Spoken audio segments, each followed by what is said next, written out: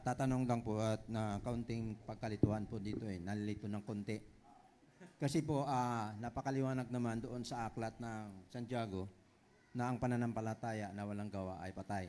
Although alam natin na si Kristo ang siyang talagang gumawa noon para sa ikaliligtas natin. Kapag sinabi natin ligtas na tayo, ibig sabihin ay nakasiguro tayo dahil ano.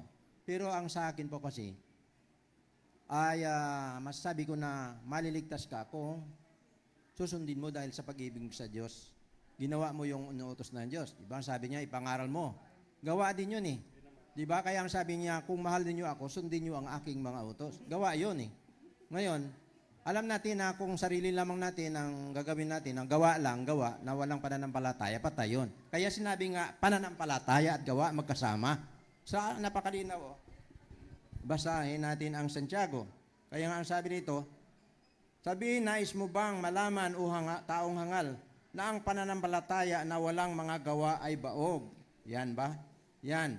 Kaya nga, dapat laging magkasama yung gawa. Kaya sa LGT kasi, yung kasi yung mga naon nating mga nangangaral, yun talaga na ano lang nga ito sa makabagong ito, LGT na sinasabi ba yun? Yun. Kaya paano natin yun kasi pag sinabi natin ligtas, ay ligtas na pala, wala tayong gagawin. Ligtas na eh. Napakalinaw na sinasabi, ligtas na. Pero alam natin na ang Diyos lamang ang nakagawa noon. Kasi ginawa ng Kristo yung kanyang bahagi para sa ikaliligtas natin. Kaya kapag ating sinabi na ligtas, ibig sabihin ay sigurado na tayo ligtas. Pero kung hindi natin gagawin, hindi pa rin tayo sigurado. Bakit? Kung sabihin lang natin mananampalataya lang ako sa Diyos, wala namang kang ginagawa, hindi ka pa rin ligtas. Nakakalito, okay. no? Nakakalito. Okay, sige. Naiintindihan ko po yung question nyo. No? So, yun nga po, yun ang malinaw na sinasabi so, ni Santiago. Ibig sabihin nyo po ba na kailangan pa rin talaga ng gawa para maligtas? Ay sinabi dito, napakalinaw ng banal na kasulatan, hindi lang sinabi ni Miss White, kundi sinabi din to ang Apostol Santiago, na ang pananampalataya na walang gawa ay patay. Ano bang ibig sabihin ng pananampalataya na walang gawa ay patay? Okay. So, ang unang-una pong titignan natin dyan is context sa James, no? Ngayon kasi, ipapaliwanag to ni Brother Denmar, pero ako muna yung first na sasagot. Unang-una, yung James, yung pinag-uusapan ni James, ang pinag-uusapan ni James dyan, pinag-uusapan nila is ano yung katunayan kung ikaw ay ligtas na. Kaya sinabi yan na yung pananampalatayang walang gawa ay patay. Ngayon, dako naman tayo kay Pablo ngayon. Papaliwanag yan. Kasi marami kasi nagsasabi, kontrahan daw si Pablo tsaka si James. No, ngayon doon kay Pablo, mga kapatid, ang pinag-uusapan ni Pablo doon is paano maligtas, at kay James naman, ano ang katunayan para ikaw ay ligtas? Ganito yan, kapatid. Lagi na, kanina ko pa pinapaliwanag na tayo ay naligtas na. Sure na yon, naligtas na. Ngayon, para maaring gaanap tayo, ma-justified tayo na totoo, ano yung katunayan? Sa pamamagitan ng pananampalataya. At ngayon, dito na papasok ang gawa. No? Paano mo pampasasabi, paano mo mas papapatunayan na ang pananampalataya mo ay buhay sa pamamagitan ng gawa? Kaya pero, sige. Kaya nga po sinabi nga sa sunod ay gawa. Ay yung pagsunod mo sa ating Panginoon, gawa yun eh. Kaya nga sinabi ng malinaw ng ating Panginoon Jesus, ang pananampalataya, kung mahal niyo ako, susundin niyo ang aking mga utos. Gawa din yun eh. So, bunga ng yung pag-ibig sa Diyos, kaya ginawa mo yun dahil ikaw ay may kaligtasan na sa ating Panginoon. Pero pag sinabi ng ligtas na ako, na wala kang gagawin, wala pa rin yun eh. Parang hindi merit yun eh. Kasi, sinabi mo nang ligtas ka na, ibig sabihin, payapa na tayo dahil ligtas tayo. So, binanggit mo rin sa huli na kasunod yung mga gawa. So, kailangan pa rin natin. Alam mo, sinabi ni James na pananampalataya na walang gawa ay patay. So, kailangan pa rin natin gumawa. Kasi si Abraham, inaring ganap, sa pamagitan din ng pananampalataya. Ginawa niya, ang last na pagsubok sa kanya, na inutos sa kanya na ihandog niya ang kanyang sarili. Kung hindi ginawa niya yon, hindi maaaring sa kanya. Okay. So, naiintindihan ko po yung question niya. No? So, unang-una po kasi, kung makikita nyo lang yung mga referensya at yung mga Bible verse na nakikita ko kanina, yung binagbibigay ko kanina, malinaw, brother, na ang gawa ay walang kinalaman sa kaligtasan. Ang gawa, ayan yung cooperation mo para mapatunayan mo na ang pananampalataya mo ang buhay. Kasi kapatid, ganito, kung talagang inaring ganap ka ng Diyos, malinaw na gagawin mo rin yung mga gusto ng Diyos. Yun nga po, yung gawa yun eh. Yun nga sumusunod. Kaya nga, dahil sa pag-ibig mo sa Diyos, sinunod mo yun. Hindi Pero- ka tumigil ng sa pananampalataya. Pero isa po sa malinaw na ang gawa ay walang kinalaman sa Tama, kaligtasan. po, totoo po yun. Dahil kung sa sarili mo lang gawa, wala talaga. Yes. Dahil ikaw ay nanampalataya sa Diyos at nagkaroon ka, dahil sa pag-ibig mo sa Diyos, yung para sa akin, sa pagkaunawa, brother Clark, dahil paghal mo ang Diyos, sinunod mo yung kanyang kalooban. Bunga na yun eh. Yung pag mangingilin mo ng araw ng Sabat, bunga ng pag-ibig mo sa Diyos para ikay maaring ganap sa ating Panginoon. Tama po ba ang... Gusto kong ipagdiinan ito, kapatid. Ano? Ang sabi ng Panginoon dito sa Mateo 19, kasi lagi nating iniaano yung kautusan. Sabi dito ng Panginoon, kung gusto mong pumasok sa buhay, ingatan mo ang utos. Ano sabi ng binatang mayaman? Nagawa ko na lahat yan. Ano ang naging tugon ng Panginoon sa Kristo? Ang sabi niya, no? Mas papasok pa sa langit ang kamelyo kaysa sa binatang mayaman. Ang tanong dito, kung ang ating gawa ay may bahagi sa kaligtasan, ilang mabuting gawa ang gagawin para tayo ay maligtas? Yun kasi yung tinutukoy, yung ating gawa. Pero yung aking pong drive dito, ginawa mo yun dahil mahal mo ang Diyos, bunga ng iyong pananampalataya at pag-ibig mo sa Diyos. Pero pag sinabing ating gawa, sarili lang natin, wala talagang kaligtasan yun. Ating gawa yun eh. Ganito, brother yung gawa natin is hindi kayang iligtas sa sarili natin. Tama. No? Gawa ni Kristo po yon. Kung tayo, sinabi ko po kanina, kung tayo man ay nakikitaan ng pagbabago sa buhay, tayo ay nag-i-improve, tayo ay mas nagsisimba na, hindi po natin sa sariling gawa yun. Yun sa pamamagitan ni Kristo. May dagdag si Pag-ibig mo Brother sa Diyos. Denmar. Dagdagan natin. Ang sabi sa sa ating lesson, Pilipos 2:13. Sapagkat Diyos ang gumagawa sa inyo, maging sa pagnanasa at sa paggawa ayon sa kanyang mabuting kalooban. Ngayon, tama ka doon. Hindi pwede na ang tao walang gagawin. Meron talagang gagawin. Bagaman Diyos ang gumagawa sa lahat, gaya ng ating sinabi kanina, ano ang gagawin ng tao? Free will. Kailangan niyang payagan ang Diyos na gawin lahat yon. Yun lang ang part ng tao. Maliban doon, wala na. Oh. Tsaka dagdag pa, brother, kung nakita mo yung sinabi ni Ellen G. White, no, sa Faith and Works, wala tayong problema sa gawa ng tao. Wala tayong problema sa human effort. Ang problema yung isip natin dahil yung sarili nating gawa, pinapasok natin na dahil tayo ay naligtas dahil sa sarili nating gawa. Sa kaisipan natin yun, no? Wala, alam niyo kapatid, wala talaga tayong problema sa gawa ng tao. Ang problema lang is yung kaisipan natin na iniisip natin na, Panginoon, iligtas mo ko dahil gumagawa naman ako ng mabuti. Ayun yung nagiging mali, mga kapatid. So, brother, okay na, satisfied na ba? Thank you po. May iba pa bang tanong? Brother Denmar, yung talatang 2:12 ng Pilipos, ganito po ang binabanggit. Baka pwede pong pakiplas, mga kapatid. No? Ito si Apostol Pablo ang nagsasalita. Kaya nga, mga minamahal ko, kung paanong lagi ninyo akong sinusunod. Yun. Si Pablo, pinagmamalaki niya na sinusunod siya. Hindi niya itinuturo kay Jesus Christ, di ba?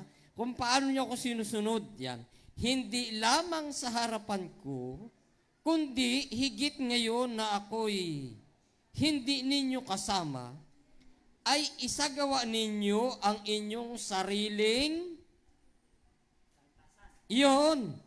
na may takot at pakinginig. Paano yung Brother Abraham? Okay, ako muna, tapos dadagdagan ni Brother Denmar. Yung kasunod nun, yung sagot sa Philippians 2:12, sinabi dyan, no? Work out your salvation. Ayun ma, ay lubusin ninyo ang inyong mga gawa at inyong sariling pagkaligtas na may takot at panginginig. Ngayon, itutuloy natin sa verse 13. Tutuloy natin. Malinaw, for it is God who works in you. Kahit ikaw ay gagawa, yan pa rin ay gawa ng Diyos. Okay. Pero dito sa mga kapatid, may sinasabi sa 12, gagawin mo talaga na may panginginig. Pero yung nilecture ni Brother Denmar, pre-invented grace, yung tinatawag na yun, Pre-eminent. yun yung kumikilos sa puso ng tao para magawa mo ang isang bagay. No? Yung tanong ko, Brother Clark, ito, kailan gusto ko si Brother Clark para mahasa talaga eh. Kasi, Go. theology ito mga kapatid. Oh. Theology student to si Brother Clark. Kaya Yan. para sa inyong kaalaman. Theology student siya. Oo. Ang tanong ko, Brother Clark, bakit mayroong hindi maliligtas? Yun. Okay, so isa sa pinaka-factor dyan, bakit ayaw nila? Kasi ayaw nila tumanggap. No? Oh, okay. Sinunod nila yun, kumbaga, bautismuhan, sinunod, Adventist, pero bakit may mga, Ang sagot, free will. Yes. Free will ha? Free will ulit ha? Bakit? Because, mga kapatid, kahit pinili mo na si Kristo, kailangan mo pa rin siyang piliin araw-araw. Yes, so dagdagan ko lang, doon sa part nila Eva at Adan, kung tutusin, yung wala pa silang kasalanan, ligtas sila ng mga kapatid. Mabuti no? sila, Mabuti mabuti. sila, wala Yes. silang. Pero sabi ni Brother, yung free will, mayroon silang free will. Ano pinili nila? Lumiko. At ayun yung sagot. Kaya, marami, alam mga kapatids, dito sa loob ng iglesia, hindi natin pwedeng pilitin o sabi na, ipangaral natin yung salita ng Diyos. Pero kapag ayaw talaga ng isang tao, walang magagawa ang Diyos. Kaya nga, mali yung, yung isip ng osas. Once save, always save. Kahit anong gawin ko, magsyabuman ako, manigarilyo, manginom, mambabae. Ligtas pa rin, which is wrong mga kapatid. Kasi ang kaligtasan ay nawawala pag hindi natin iningatan mga kapatid, no? May tanong ulit ako, Brother Denmar, Brother Clark, Yung tanong po ko po ganito. Kaya ba nating sundan yung karakter ni Jesus Christ sa biyaya ng Diyos? Kasi si Apostol Pablo, sinabi niya na nung hindi ko pa nakilala si Kristo, hindi ko magawa, yung gusto kong gawin, hindi ko magawa, pero yung ayaw ko, yun yung aking nagagawa. Pero nung makilala ko ang aking Panginoong Hesus, siya na yung gumagawa.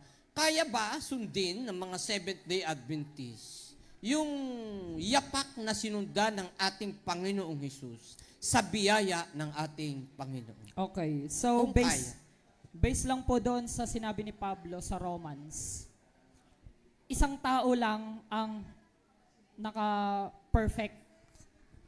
Isang tao lang yung merong perfect obedience, which is si Jesus Christ. Pero wala naman ako sinasabi na hindi natin kaya. Kaya natin sa biyaya ng Diyos. Pero take note, brother, ito natutunan ko lang, but not perfectly as Jesus Christ. Kasi tulad nga sinabi ni Brother Denmark kanina, sa Genesis, yung puso at gawa ng tao talaga is marumi, evil. No? Yes. Kung sarili nating gawa, talagang hindi natin kayang anuhin. Pero wala akong sinabi na hindi natin kaya sundan yung yapak ni Jesus Christ, but not perfectly nakatulad sa Kanya. Kasi yung kay Jesus Christ ay, kung mababasa natin sa ating 28 Fundamental Beliefs, page 57, unique kasi yung spiritual at yung katawan ni Jesus Christ. Talagang malayong-malayo siya sa Mga kapatid, Brother Denmar. kaya, wait lang. Kaya, yung sagot, no? Yung tanong, bibigyan ko ng sagot. Maaabot ba natin, ano nga ulit yung tanong? Maaabot ba natin yung kalagayan ng ating Okay. Panginoong Hesus sa biyaya ng ating Panginoong Hesus? Sa Ito tulong sagot. ng biyaya. Ito sagot diretso. Yes, sa tulong ni Kristo. Basahin natin. Fundamental beliefs, mga kapatid. how may we become perfect? Paano daw tayo magiging perfect? The Holy Spirit brings us into the perfection of Christ. Hindi sa atin ha? Perfection of Christ. Oh, Christ's perfect character become ours. Yung perfectong karakter ni Jesus magiging sa atin. Oh, perfection. Oh, people can never claim that perfection independently. Yung sinasabi natin, perfect na ako. Oh, okay. Okay. As if there were as if there were innate possession as theirs by right. Perfection is a gift of God. Apart from Christ, human being cannot obtain righteousness. No. So, in Christ, these qualities constitute our perfection. So, sa pamamagitan ni Kristo, tayo ay magiging perfecto. Okay, so may dagdag lang ako. Oh. Yung perfect natin, sino ba yung mga propeta na sa Old Testament tinuring na perfect? Si Job. Mga kapatid, kung titignan natin, di ba tinuring siya ni Jesus na walang kapintasan. Kung titignan natin yung sa Hebrew word, mga kapatid, I forgot the exact word, pero ang meaning nun, tinawag siyang walang kapintasan, perfect means fully matured sa pananampalataya. Hindi sinless perfection na turo ng LGT na talagang wala tayong kasalanan. Kasi kung wala tayong kasalanan, wala tayong kapintasan, ano pa yung tinutukoy o ano pa yung silbi ni Jesus Christ para iligtas tayo? No? Only Jesus Christ is... Ay, biglang lumakas. Saan? Basahin mo, yun yung sinasabi mo. Ayan, In the New Testament, malinaw sa ating fundamental beliefs, perfect often denotes mature person who have lived up to the best available light and attained the potential of their spiritual, mental, and physical power. Malinaw mga kapatid. Ang pagiging perfect na tinutukoy sa Biblia, matured. Okay? Sa pananampalataya. Sa isip and sa physical. Okay. Ito ay nakasunod doon kay Apostol Pablo na binabanggit niya na lahat ay aking magagawa doon sa nagpapalakas sa akin. Kaya mga kapatid, hindi tayo dapat mag-worry malibang isubmit natin yung ating sarili sa Diyos. Hindi natin kaya yun mga kapatid. Malibang isubmit natin sa Diyos, hindi natin kaya talaga. Kaya nga tayo naniniwala katulad ng binanggit ni Brother Denmar, na sa close of probation, wala ng kasalanan, pwede pang patawarin. Okay. Tama yun. Tama po yun. Tama po kasi nandito sa fundamental beliefs. Alam niyo mga kapatid, ito lang po gusto ko sabihin. Napakahalaga po ng librong ito. Yes. Exactly. Meron po tayo dito sa ministerial, sa conference or sa mission natin. Kung may kakilala kayong pastor, pwede kayong humingi nito. Kasi yung nasa internet, buod lang ng fundamental beliefs. Ito po talaga yung naglalaman ng ating fundamental beliefs signed by the General Conference itself, mga kapatid. Ayan, General Conference. Ito. Ayan. So, next question po. Okay, mayroon pa po bang gusto magtanong? Kung wala, ako ay magtatanong din. Sige na, Elder. Sige. Panahon mo na, Elder. May tanong ako dito. Ito, medyo conflict itong... sabi dito, binasa ni Brother Clark, justification by faith, So, ibig sabihin, at base sa inyong mga tinakil, so walang kinalaman ng ating good works sa kaligtasan. At ang good works ay bunga ng ating pagkaligtas. Yan po ang malinaw mga kapatid, Dito, sa sulat ni Ellen White, sulat ba ito ni Ellen White? November 4,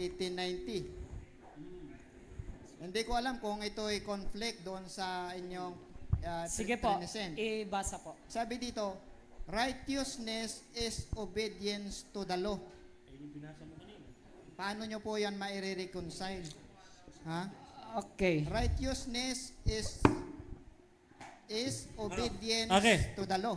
Yung righteousness, okay, yung requirement po ng kautusan o yung requirements of the law, para maging matuwid ka, kailangan mong sumunod sa kautusan. When you say kasi justification, sa Tagalog yan ay pag-aaring ganap. So, aaring ganap ang isang tao kung makakasunod siya ng perpekto sa kautusan. Ang tanong, meron po bang naka-perfect sa kautusan? Meron. Sino? Si Jesus Christ. Ayun, si Jesus Christ lang. Oh, kaya ang tawag kay Jesus Christ, sinless. Sa atin, blameless.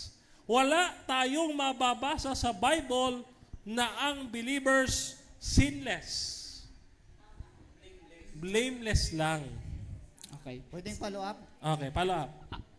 Sige. Ay, sagot sana ako. Sige. Ang binasa niyo po kasi itong sa Review and Herald, November 4, 1890. Okay. Ngayon, sabi dito, righteousness is obedience to the law. Yan. The law demands righteousness. Ito ha, may kasunod. And the sinner owes to the law, but he is incapable of rendering it. Hindi natin kayang bayaran, no? At ito pa, may kasunod, maganda. The only way in which he can attain righteousness is through faith, sa pamamagitan lang ng pananampalataya. Ngayon mga kapatid, sagutin ko lang yung ano mo. So, ang sinasabi dito kasi, yung righteousness is obedience To the ng law. law, to the law. No, sabi ni Brother Denmar, ang law ay humihingi ng perfect obedience. Sabi ko sa iyo kanina, brother, o na-lecture natin kanina, na ang problema natin is hindi natin kayang bayaran yung pagkautang natin na yon. Hindi natin kaya, no? Pero, ayun, ito na, hindi na kaya. Sa kaya mga kapatid, kahit anong effort natin, no? Hindi natin kayang umabot sa standard ng law. Kasi makasalanan tayo, may limit tayo. Ngayon, pag tinuloy natin, ano yung magiging solusyon? Pananampalataya, brother. No? Faith, kasunod, di ba? Sa pamamagitan ng pananampalataya, dinadala natin yung merit, yung ginawa ni Kristo. No? So, Basahin mo to. The basis. the basis saan? Ito, brother ha. Okay. The basis for this justification is not our obedience. Malinaw ha? It's not our obedience. Kanino Sana ako, daw? nawalan ako. Kanino daw? Kanino daw yung... But, okay ha? Ang basis ng ating pag-aaring ganap ay hindi sa pagsunod. Ito, kasunod, maganda. It's not based on our obedience, but Christ. Kay Jesus lang, no? For through one man's righteous act, the free gift came to all men, resulting in justification of life. Sa isang pagsunod lang ni Kristo, kapatid, tayo ay inaring ganap. Amen. Hindi dahil sa obedience sa kautosan. Okay. Yes. Mga kapatid, kaya ko lang naman ito na itanong kasi baka ma-misinterpret ninyo. Okay. Baka yung ibang makakapakinig sa atin, mawawala ng ganang magbigay ng ikapo. Kasi hindi naman pala basihan ang gawa sa kaligtasan. Hindi na sumunod sa ibig sabihin mga kapatid, bigyan natin ng din ito mga kapatid wag nating masyadong i-focus ang ating mga isipan sa ibig sabihin, ang ating pananampalataya ay hindi nakabase lamang sa pananampalataya. Meron din po tayong gawa na dapat nating Gawa ni Kristo sa atin. gawa ni Kristo sa atin. Kaya ito Yes. lang ang gusto kong linawin. Itong tanong ko, second to the last, kasi 3 tanong ko eh. Sige po. Yun. Second to the last, ang sabi ni Brother Clark kanina, Mm. Lagot. kapag tayo ay mayroong kasalanan, hindi na nawawala yon. Amen? Nabanggit niya yun eh. May binanggit ba ako? Hindi na nawawala yung kasalanan yun. Osas po yun. Example ko po yung osas na sabi ko nga po, ang pangit ng kaisipan ng osas na yung kaisipin nila na kapag kahit gumawa ng kasalanan, kahit mambabae ka or ano pa man, is hindi ka na magkakasala. So hindi po natin doktrina yon. In example ko lang na ang osas is mali. O sige, ibahin ko na lang ang tanong Oh. ko. Dadaan ka sa sinasabi mo pang babae, ha? O hindi naman. Eto mga kapatid, base doon sa inyong sinabi, ang naka-perfect lamang ng law, walang iba kundi ang Diyos. Mhm. At doon sa sinasabi sa Job, na perfect si Job, hindi ibig sabihin na wala Mature sinless siya. siya. Mature. Hindi Matured sinless. siya. Sa pananampalataya, matured. Ito, paano ninyo ito marireconcile? Lucas 1:5 hanggang 6. Babasahin ko po. Nagkaroon ng mga araw ni Herodes, hari sa Judea, ng isang saserdoting angalay Zacarias Mm. sa pulutong ni Abias at ang naging asawa niya ay isa sa mga anak na babae ni Aaron at ang kanyang ngalay Elizabeth. At sila'y kapwa matuwid sa harap ng Diyos na nagsisilakad na walang kapintasan sa lahat ng mga utos at mga palatuntunan ng Panginoon. Paano nyo po ito marireconcile? Kasi Same lang po yan. ang sabi ninyo, si Kristo lang ang nakakasunod. At saka Lucas sabi, 1:6. at saka dagdag ko pa dito sa Apokalipsis Mm. Apokalipsis 14:12. Narito ang pagtsatsaga ng mga banal, ng mga nagsisitupad, ng mga utos ng Diyos at ng may pananampalataya ni Jesus. May nakakasunod naman pala. Pero bakit sinasabi natin walang nakakasunod? Paano yon? Paano ninyo Ako muna sa Lucas, i-reconcile? doon ka sige, sa sige. Apokalipsis.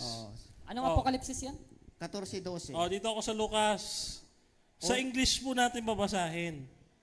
Baka There was in the days of Herod, the king of Judea, a certain priest named Zacharias, at the course of Abijah, and his wife, son of the daughters of Aaron, and her name was Elizabeth.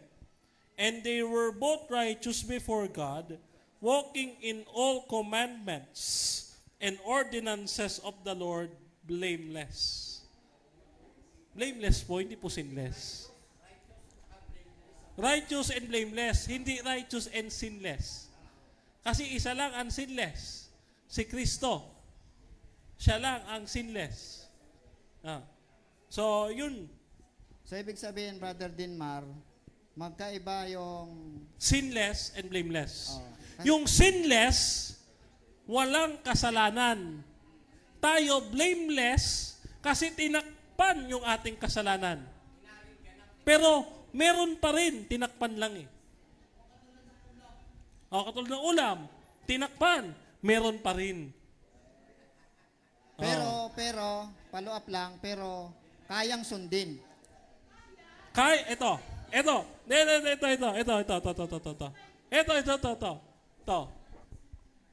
Kung may napanood kong debate ko, ano ang sabi ko doon? Patutunayan ko, kaya kong sundin ang 10 utos.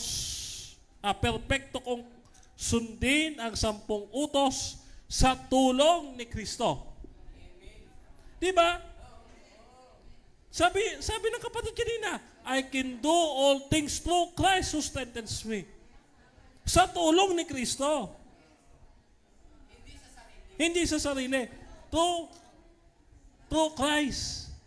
Sa tulong ni Kristo. Hindi sa sarili. Yan. So, gawa pa rin ni Kristo ang naitataas, hindi sa atin. Ito last question. Hindi, yung Apokalipsis muna. sige. Yung Apokalipsis 14:12, no? So, malinaw dyan mga kapatid. Sabi ito, narito ang pagtatyaga ng mga banal, ng mga nagsisitupad ng mga utos ng Diyos at ng pananampalataya kay Jesus. Ayan. Kung pag-uusapan lang talaga natin yung perfect obedience, flawless, as in perfect, masasabi natin si Jesus Christ lang talaga. Pero kapatid, wala tayong sinasabi na hindi natin kayang sundin ang 10 utos. Pero sabi ko nina, not perfectly nakatulad kay Jesus Christ. Kaya nating sundin, pero sa tulong ni Kristo. Okay? Ngayon, ano po bang tanong nyo doon sa Apokalipsis 14? May binanggit ba ditong mga perfect na sumusunod? Wala man, pero sabi kasi sila yung mga nagsisitupad sa mga utos ng Diyos. Amen. That means na Napansin ninyo, nasusunod. bro, Okay. ang sabi doon, nagsisitupad ng utos ng Diyos at pananampalataya ni Jesus. Jesus. Ah. Ibig sabihin, mga kapatid, kaya siya nakasunod dahil sa pananampalataya ni Jesus. Yes. Okay. Oh. Oh, next question. Ito na, last na to. Para may bigay naman natin sa iba. Amen. Daniel 8:14 kasi nabasa Ayan ni na. nabasa ni Brother Denmar kanina mga Ayan na. kapatid. Nabasa ni Brother Denmar kanina kung ano ang gawain ni Kristo sa langit. Medyo Yes. nagrambol yung aking isipan eh. Kasi alam nyo kung bakit mga kapatid? Kasi binasa ni Brother Denmar doon sa ating fundamental beliefs na libro, namamagitan siya sa holy place, wala sa most holy place. Ang liwanag ng binasa niya kanina kung nabantayan nyo Namamagitan si Kristo sa holy place, hindi sa most holy place. Yes. Pero ang doktrina natin, Daniel 8:14, namamagitan si Kristo, pumasok siya 1844 sa langit sa most holy place. Kaya medyo nawindang Okay. ako doon Kasi ano bang ano? Nagulat. Okay. Ibig sabihin mga kapatid, mga ganito, kung si Kristo na nagiging tagapamagitan natin ngayon sa holy place, ibig sabihin, mala itong Daniel 8:14, hindi pa pala siya nakakapasok sa most holy place. Ganun ang lalabas nun. Ay, hindi, ganito. O, di ba? Ganun Ganito. yun, lalabas nun Kasi natupad yung Daniel 8:14, nung 1844, pumasok siya sa most holy place, na akala nila second coming na. O, ibig sabihin, ganito yung naging point ni Brother Denmar kanina. Ang sabi ni Brother Denmar, kapag pumasok si Kristo sa most holy place, tapos na yung kanyang pagpapatawad. Ibig sabihin, finish Okay. na. Parang naging baliktad ang Okay. naging setup, Brother Okay. Denmar. Ito yung ano lang pagkaklaro lang. Merong 3 uri ng cleansing. Ngayon nyo na nalaman, no? Ayan, 3 sige. uri na cleansing. Ah. Number 1, removal of sins from the sanctuary relates to the first or pre-advent investigative judgment. Ito yung una. Investigative judgment. Ano gagawin? Ano sabi dito? It focuses on the sinner's record to the book of life of the day of atonement. Next page.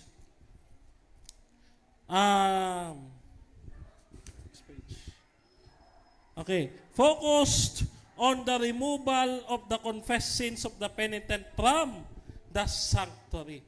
So, ang ginawa palang uri ng cleansing, pagbubura sa aklat. Yun yung una. Ano yung ikalawa na ginawa? Ayan.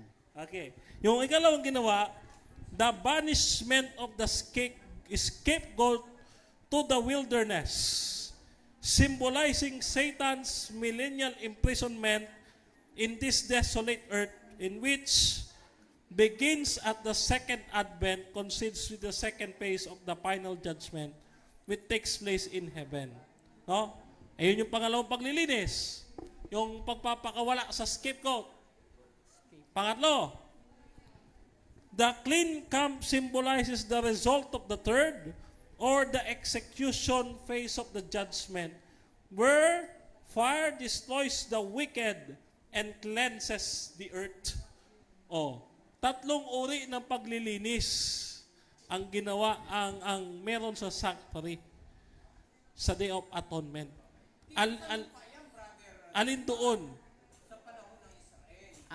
Excuse me lang. Mm. Mm. Hindi po sa Israel lang yon. Yes. Hindi, yes, yes. I affirm that. No, I affirm that. Ngayon, eto nga, bakit daw yung ministration ni Jesus Christ tumigil doon sa holy place? Okay, ayun yung tanong niya eh. Diba bakit tumigil doon sa holy place? No. Okay. Mababasa natin, mga kapatid. Ako na po babasa, no? Kailan? Mga kapatid, tinanong ko lang to kasi para maging klaro sa atin yung ating pag-aaral, no? Kasi according sa ating doktrina, 1844, pumasok si Kristo sa langit. Sa kabanal-banalan sa santuaryo sa langit. Okay. Medyo mahaba ito, mga kapatid, pero papaliwanag ko na ito. The cleansing of the heavenly sanctuary. Ang ginawa ni Jesus Christ, transfer niya yung sins natin, to the sanctuary. No? Yan. Transfer niya. Sabi dito, ito mga kapatid, no? Therefore, it was necessary that the copies of all things in the heavenly sanctuary, in the heavens or the earthly sanctuary, should be purified with this. No, but the heavenly things themselves, no, yan, with the heavenly themselves, heavenly sanctuary, with better sacrifices that this, the precious blood of Christ. Next page, no? Sabi diyan, okay. So, as the sins of God's people were by faith placed upon the sin offering and then symbolically transferred to the earthly sanctuary as under the new covenant and confessed sins of the penitent are by faith are placed on Christ. Okay? So, yung paglilinis pala ay paglilipat ng kasalanan sa sanktuaryo patungo kay Kristo. Tanong, kailan nilipat kay Kristo ang ating kasalanan? Di ba nung siya'y ipinako sa krus? At nung siya'y ipinako sa krus, ano nangyari? Nabitak yung kortina. Symbolizing, mga kapatid, na mag-uumpisa na yung second phase, which is in the most holy place. Okay. So, ibig sabihin, gusto ko lang, para ibigay ko na po sa iba, gusto ko lang pong iklaro, ano po ba ang, kasi dito sa Daniel 8:14, ang stand natin dyan, 1844, pumasok siya sa investigative judgment. Sa most holy. sa most holy place. Most holy. Oo. Dito sa holy place, dito sa holy place sa langit ito Brother Dong. Second phase of judgment. Second phase na po ng judgment. So, si Kristo, nasaan na ba si Kristo ngayon? Sa holy Most place holy. o sa most holy place? Yun ang gusto kong i-point. Ibig sabihin, si Kristo ngayon, nasa most holy place, ngayon, siya yung namamagitan sa atin ngayon sa Diyos. Doon sa most holy place. Hindi, ganito nga. Dinescribe ng ating fundamental beliefs na sa holy place, nandun yung mediation, forgiveness, reconciliation, restoration. Kasi nga, nag-umpisa yun sa cross. Okay? Sa cross siya nag-umpisa. First phase. Nung mabitak yung kortina, symbolizes, papasok na yung second phase, which is in the 1844. Most holy place. Kaya, hindi siya contradiction ng Daniel. Kasi yung Daniel, sinasabi mo, 1844. And about sa doctrine natin, yung 1844 na yan, nasa second phase of judgment na si Kristo, which is sa most holy place. Naintindihan niyo po ba, Brother Abraham? Sige. Naintindihan niyo po ba? Sige, mo nga, medyo Okay. na Ganito. Yung first phase, i-summarize ko lang yung sinabi niya. Yung first phase sa cleansing is yun yung sa cross. Sa cross. Wala pa sa langit. Wala yun, pa. ha? Nasa holy place pa lang siya.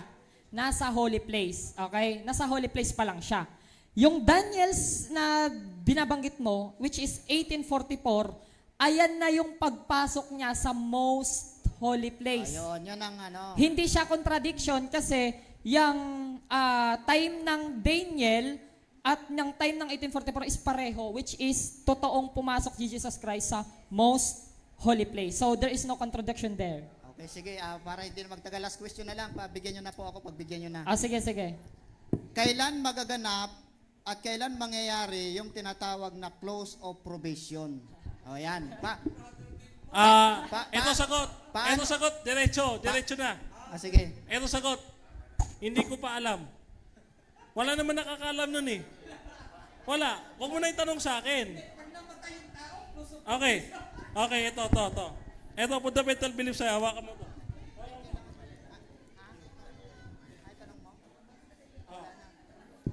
Basahin natin.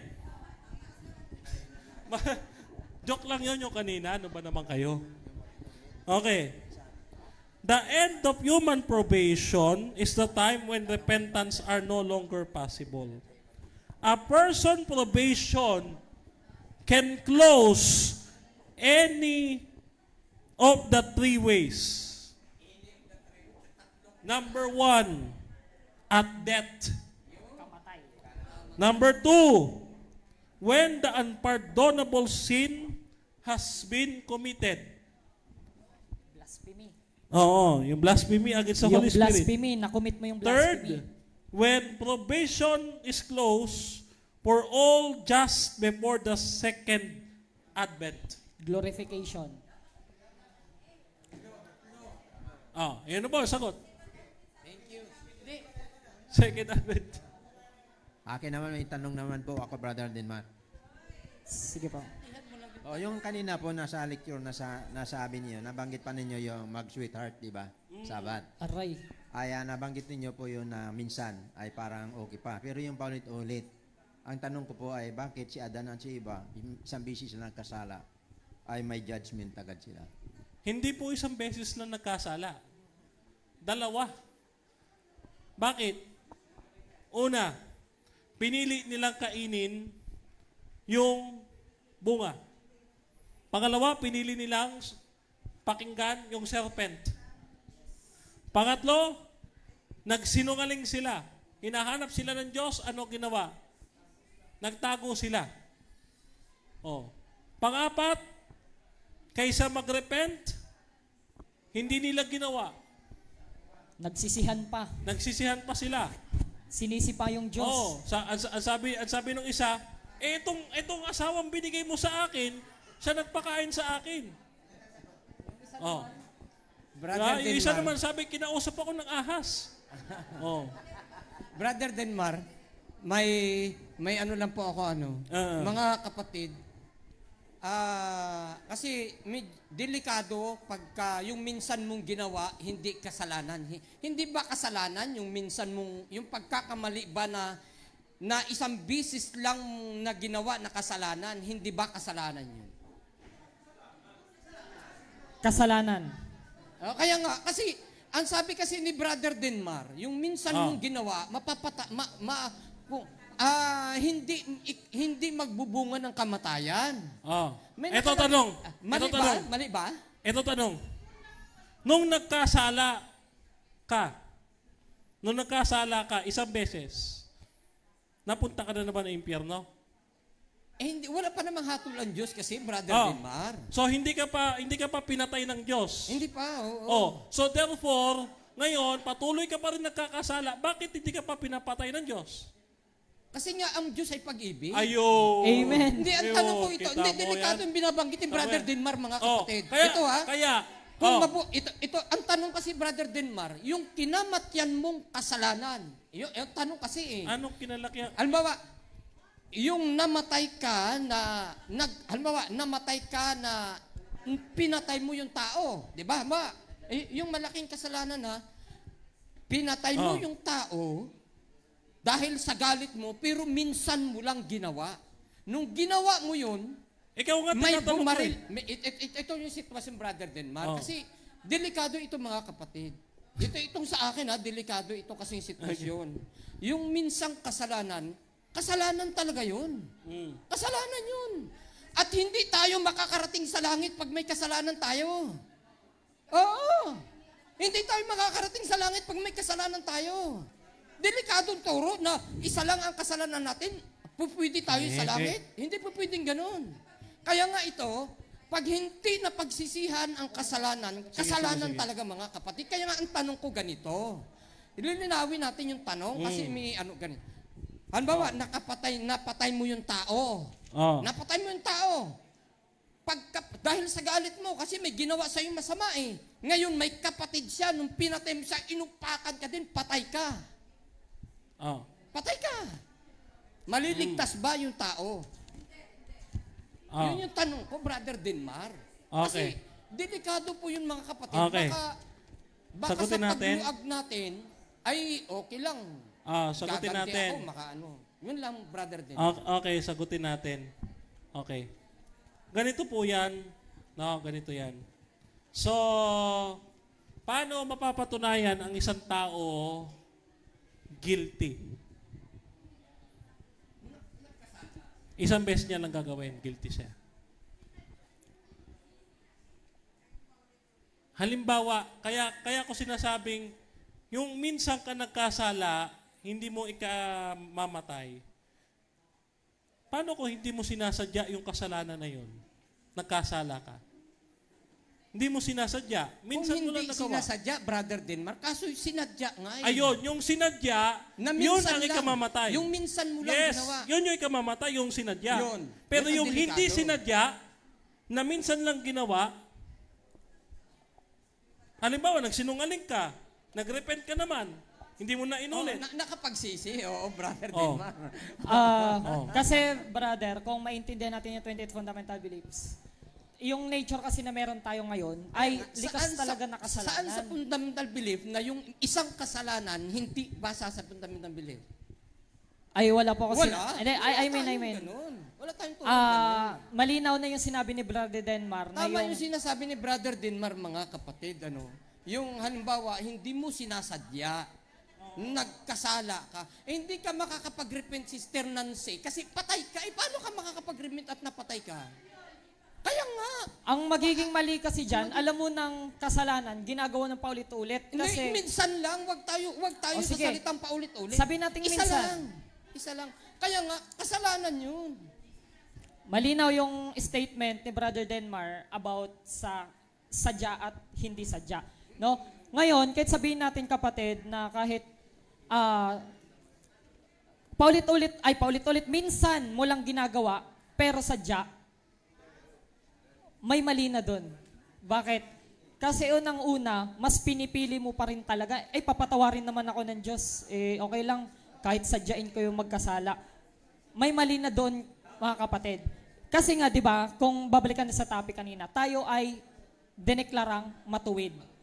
Ngayon, paano natin mapapatunayan? Paano natin mapapanatili yung katwiran ni Kristo kung gumagawa rin tayo ng kasalanan? Di ba? Kaya, alam niyo, mga kapatid, isa lang sasabihin ko, tayo ay magbabago sa pamamagitan ni Kristo. Si Brother Denmar na ang Hindi, ganito mga kapatid. Linawin natin. Yung hindi sinasadya na kasalanan na minsan mo lang ginawa. Maliwanag yun nasa Hebreo 6:4-6. Na minsang naliwanagan, saka tumalikod. Pinili niya ba tumalikod? Pinili niya tumalikod. So, nung pinili niya tumalikod, deliberately nakasala, yun ikamamatay mo. Okay. Yan. Okay na tayo? Okay, mga kapatid. Oh, wait lang. Meron akong trivia para kay Elder Abraham. Wow. Okay. Paano natin masasabi na yung ginawa ni Kristo doon sa close, holy place, as is cleansing? Yan, sige. Ang sabi ng talata, unang Juan 1:7, Ngunit kung tayo nagsisilakan sa liwanag na gaya niyang nasa liwanag, ay may pakikisama tayo sa isa't isa at nililinis tayo ng dugo ni Jesus na kanyang anak sa lahat ng kasalanan. Yung dugo ni Jesus na nabuo sa krus. Kasi si Kristo naging sin bearer. Naging offering, sin offering. Saan ba nilalagay ang sin offering? Pag pumasok ang saserdote, si Kristo mismo, yung sarili niya, inihandog niya sa holy place. Ibinudbod sa holy place. Saan yon? Sa krus. Kaya, pagkapunit ng tabing, wait lang. Merong rule. Yes. May rule ang Jew na hindi muna aakyat si Jesus. Kaya napansin ninyo, nung namatay siya, 3 days, umakyat siya sa langit, bumaba ulit siya, sabi ni Ellen White, and then naghintay siya ng ilang panahon for his ordination to fulfill yung priestly preparation katulad nung kay Aaron. Yun. Kaya, bakit naman na-delay ng 1844? Dahil, mga kapatid, again, fulfilling yung nasa Old Testament. Yan na. Maliwanag na tayo dyan. Okay, mga kapatid, maraming salamat po. At salamat din po sa mga nagtatanong. At bagamat nagkaroon ng konting, yun ay part lamang po ng pagtatanong, pero wala pong ibig sabihin yan, mga kapatid. Yan ay pagkaklaro lang sa ating mga napag-usapan ngayong hapong ito. Naway, na-bless po tayo sa ating pong talakayan ngayong hapon. May oras pa po ba tayo? Elder, gusto ko pong linawin Sige po. hindi porke sinasabi natin hindi ka liligtas ang gawa, hindi na magta-tithing ha. Kasi yung tithing, mga kapatid, yan ay pagpapakita ng pag-ibig sa Diyos. Yan. Kumbaga, paano mo mapapatunayang tunay ang pananampalataya natin kung hindi tayo susunod doon sa sinasabi ng kautusan? After all, mga kapatid, sa Ecclesiastes 12 hanggang 13, ang tao ay i-judge by the law. Okay. Hindi siya masisave by the law, pero we will be judged by the law. Okay. Dagdag ko lang, may gusto lang din ako linawin. Ang mga kapatid, sa pag-aaral natin ngayon, hindi po namin pinopromote na wag nang gumawa ng mabuti. Hindi namin pinopromote o hindi namin sinasabing porket walang kinalaman ang gawa sa kaligtasan ay wag na tayo gumawa. Okay? Yan pa rin, ang paggawa natin is magiging basehan pa rin ng ating tunay na pananampalataya. Although hindi siya basis ng salvation, not meritorious. Okay? Walang problema, tandaan natin, walang problema sa good works, sa good behavior, sa pagiging active sa church, sa pagtatites, o ano pa man mga mabubuting gawa mo. Ang nagiging problema ng tao ngayon ay yung kaisipan niya. Okay? Yung kaisipan niya. So, nawa mga kapatid, na-bless tayo at naniniwala ako na hindi lang ito yung first and last namin. No? Baka may susunod pa. Sige, happy Sabbath po sa inyong lahat.